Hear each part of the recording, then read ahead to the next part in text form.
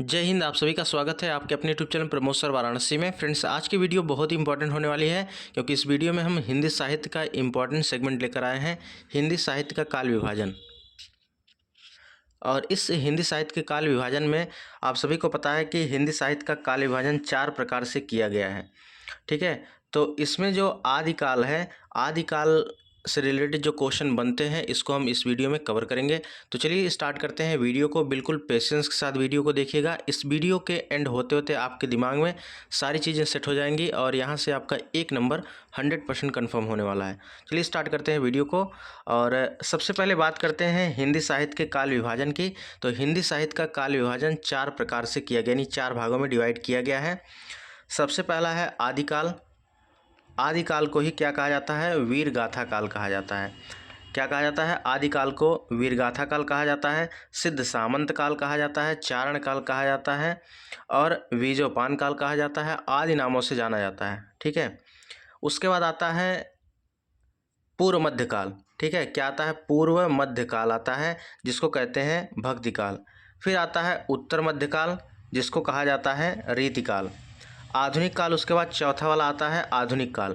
आधुनिक काल को गद्य काल कहा जाता है। तो हिंदी साहित्य का विभाजन 4 वर्गों में किया गया है: आदिकाल, पूर्व मध्यकाल, उत्तर मध्यकाल और आधुनिक काल।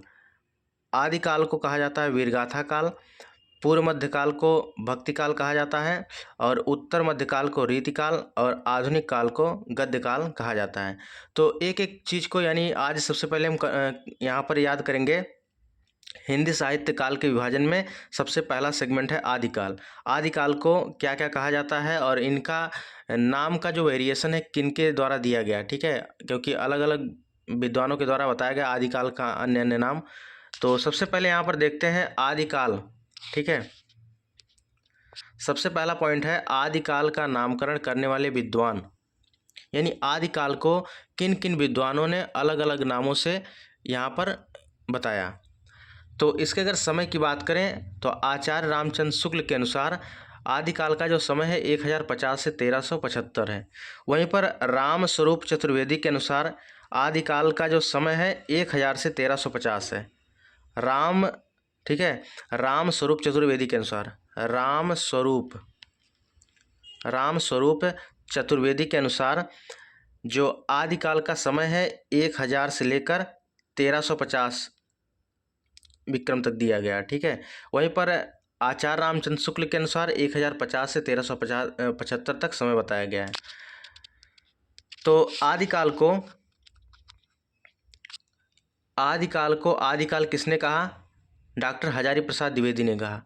आदिकाल को आदिकाल किसने कहा? डॉक्टर हजारी प्रसाद द्विवेदी ने कहा। दूसरा है आदिकाल को वीरगाथा काल। आदिकाल को वीरगाथा काल किसने कहा? आचार्य रामचंद्र शुक्ल ने। आचार्य रामचंद्र शुक्ल ने आदिकाल को वीरगाथा काल कहा है। वहीं पर बात करें आदिकाल का नामकरण वीरकाल के नाम से किसने किया?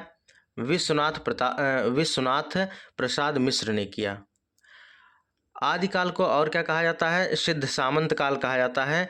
और ऐसा किसने कहा? राहुल सांकृत्यायन ने कहा। तो सिद्ध सामंत काल राहुल सांकृत्यायन ने कहा। आदिकाल को शून्य काल भी कहा जाता है और यह किसके द्वारा कहा गया? गणपति चंद्रगुप्त के द्वारा कहा गया, यानी गणपति चंद्रगुप्त ने आदिकाल को शून्य काल कहा। वहीं पर बात करें आदिकाल को प्रारंभिक काल किसने कहा? तो प्रारंभिक काल मिश्र बंधुओं ने कहा। किसने कहा?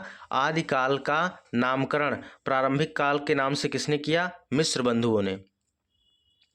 नेक्स्ट बात करते हैं आदिकाल को बीजोपन काल किसने कहा? महावीर प्रसाद द्विवेदी ने। तो आदिकाल को बीजोपन काल किसने कहा? महावीर प्रसाद द्विवेदी ने। नेक्स्ट है आदिकाल को चारण काल किसने कहा? तो आदिकाल को चारण काल जॉर्ज ग्रियर्सन ने कहा। नेक्स्ट है आधार काल, यानी आदिकाल को आधार काल का नामकरण किसने किया? तो यह मोहन अवस्थी ने किया। इस चीज़ को आप याद रखिएगा, बहुत इंपॉर्टेंट है, मोहन अवस्थी। तो आदिकाल से जितने चीज़ें बन सकती थी इसको हमने कवर कर दिया। एक बार फिर से रिवाइज कर देते हैं कि हिंदी साहित्य में काल के विभाजन को 4 प्रकार से किया गया है: आदिकाल, पूर्व मध्यकाल, उत्तर मध्यकाल, आधुनिक काल। आदिकाल को वीरगाथा काल, सिद्ध सामंत काल और वीर काल, आदिकाल, शून्य काल, प्रारंभिक काल, ये तमाम प्रकार के काल कहे जाते हैं। ठीक है, कुछ भी आपसे एग्जाम में पूछा जा सकता है। फिर उसके बाद यहाँ पर पूर्व मध्यकाल को भक्ति काल कहा जाता है, उत्तर मध्यकाल को रीतिकाल कहा जाता है, आधुनिक काल को गद्य काल कहा जाता है। तो इसमें हमने बता दिया है कि जैसे आदिकाल का समय आचार्य रामचंद्र शुक्ल के अनुसार 1050 से 1375 है। आदिकाल किसने कहा? हजारी प्रसाद द्विवेदी ने। वीरगाथा काल रामचंद्र शुक्ल ने। वीर काल विश्वनाथ प्रसाद मिश्र और सिद्ध सामंत काल राहुल सांकृत्यायन। शून्य काल गणपति चंद्र गुप्त ने कहा। प्रारंभिक काल मिश्र बंधुओं ने कहा। बीजोपन काल और महावीर प्रसाद द्विवेदी ने कहा। वहीं पर आदिकाल को चारण काल किसने कहा? जॉर्ज ग्रियर्सन ने कहा। और नेक्स्ट एंड लास्ट है आदिकाल को आधार काल किसने कहा? मोहन अवस्थी ने कहा। फ्रेंड्स, अगर यह वीडियो अच्छी लगी हो तो वीडियो को एक बार लाइक एंड शेयर जरूर करिएगा। बाकी जो हिंदी साहित्य के काल के विभाजन से पूर्व मध्यकाल बच गए हैं, उत्तर मध्यकाल, आधुनिक काल, इन सबको हम नेक्स्ट वीडियो में कवर कर देंगे। और यह इंपॉर्टेंट वीडियो, इसको आप मल्टीपल टाइम में रिवीजन करते हैं। जितनी हिंदी साहित्य की रचनाएं हों, हिंदी साहित्य के काल के विभाजन हो, उसको हम बिल्कुल अच्छे से कवर कर रहे हैं। और इसका हमने प्लेलिस्ट भी अलग से क्रिएट कर दिया, आपको कोई भी असुविधा नहीं होने वाली है। तो फ्रेंड्स से मिलते हैं एक नई वीडियो में। और फ्रेंड्स से जरूर सूचना है, अगर आप लोग यूपी SSC किसी भी एग्जाम की तैयारी कर रहे हैं तो यह यूपी जीके और कंप्यूटर की ई बुक है, इसको आप लेकर तैयारी को बेहतरीन ढंग से कर सकते हैं। जो स्क्रीन पर नंबर दिख रहा है 9793661506, इस पर आप पेमेंट करके स्क्रीनशॉट अपना नाम और डिस्ट्रिक्ट इसी नंबर पर सेंड कर देंगे। थोड़ी देर बाद इसका ई बुक आपके प्राइवेट व्हाट्सएप पर मिल जाएगा।